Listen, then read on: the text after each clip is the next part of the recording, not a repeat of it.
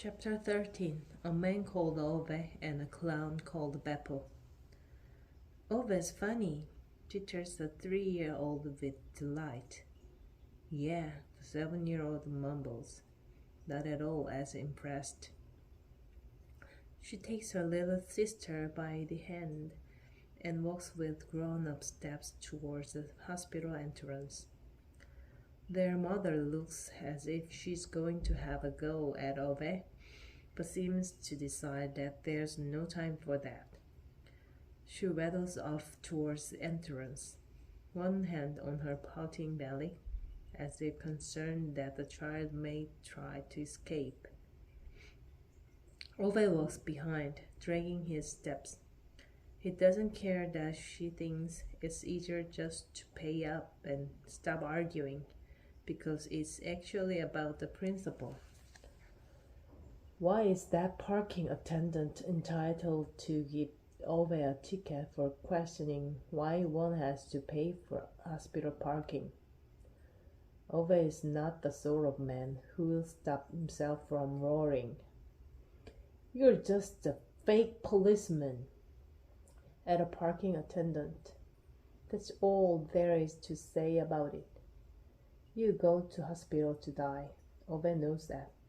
It's enough that the state wants to be paid for everything you do while you're alive, when it also wants to be paid for the parking when you go to die. Ove thinks that's about far enough. He explained this in so many words to the parking attendant, and that's when the parking attendant started waving his book at him. And that's when Paboness started raging about how she'd be quite happy to pay up, as if that was the important part of the discussion. Women don't seem to get principles.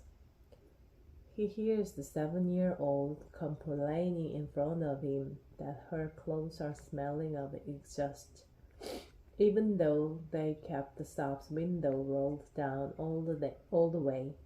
It wasn't possible to get rid of the stench.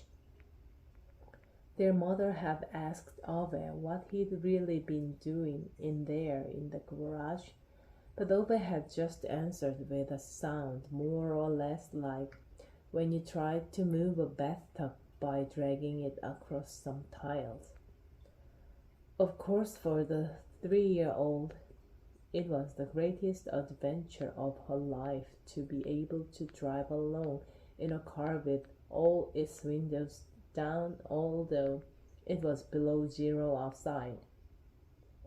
The 7-year-old, on the other hand, had burrowed her face into her scarf and vented a good deal more skepticism. She'd been irritated about sleeping around with her bottom on the sheet of newspaper Ove had spread across the seat to stop them filthifying things. Ove had also spread newspaper on the front seat, but her mother snatched it away before she sat down. Ove had looked more than advisably displeased about this, but managed not to say anything. Instead, he continuously glanced at her stomach all the way to the hospital, as if anxious that she might suddenly start licking over the upholstery. Stand still here now, she says to the girls when they are in the hospital reception. They are surrounded by glass walls and benches smelling of disinfectant.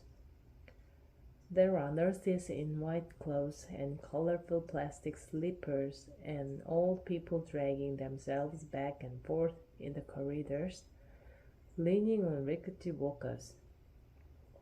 On the floor is a sign announcing that lift 2 in entrance A is out of order, and that visitors to Ward 114 are therefore asked to go to lift 1 in entrance C.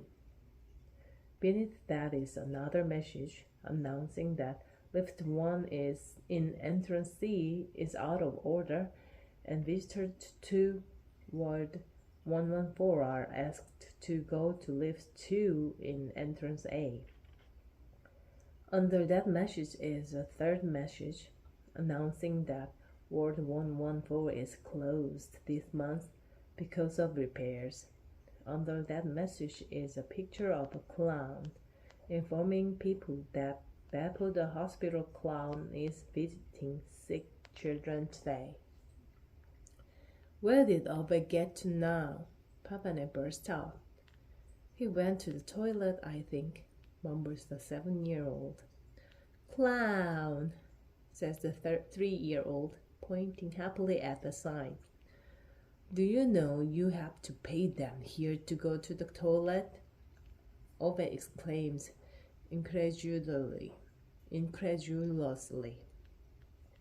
Papane spins round and gives Ove a harassed look. Do you need change? Ove looks offended. Why would I need change?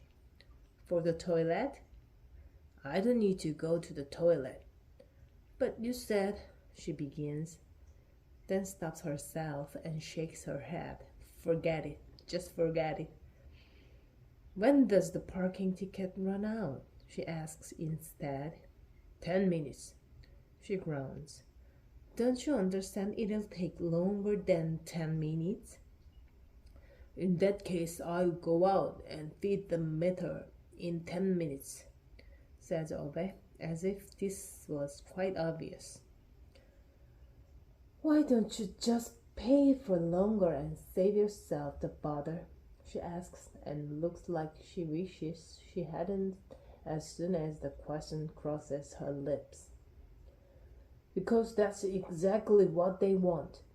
They're not getting a load of money for time we might not even use. Oh, I don't have the strength for this, sighs Papane, and holds her forehead. She looks at her daughters. Will you sit here nicely with Uncle Ove while Mom goes to see how that is, please? Yeah, does the 7-year-old grumpily. Yes, the 3-year-old shrieks with excitement. What? Whispers Ove. Papane stands up.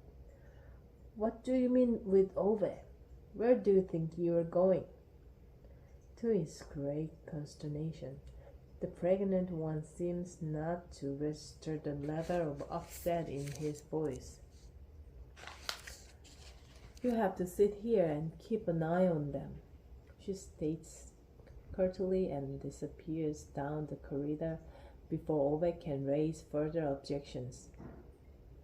Ove stands there staring at her, as if he was expecting her to come rushing back and crying out that she was only joking, but she doesn't. So Ove turns to the guards, and in the next second he looks as if he's just about to shine a desk lamp into their eyes and interrogate them on their whereabouts at the time of the murder. Book! Screams the 3-year-old at once and rushed off towards the corner of the waiting room, where there's a veritable chaos of toys, games, and picture books. Ove nods, and having confirmed to himself that this 3-year-old seems to be reasonably self-motivating, he turns his attention to the 7-year-old. Right, and what you want? What do you mean, me? She counters with indignation. Do you need food, or do you have to go for a wee, or anything like that? The child looks at him as if he just offered her a beer and a cigarette. I'm almost 8. I can go to the toilet myself. Ove throws out his arms abruptly. Sure. So bloody sorry for asking. She snorts. You sword, yells the 3-year-old as she turns up again, running to and fro between Ove's trouser legs.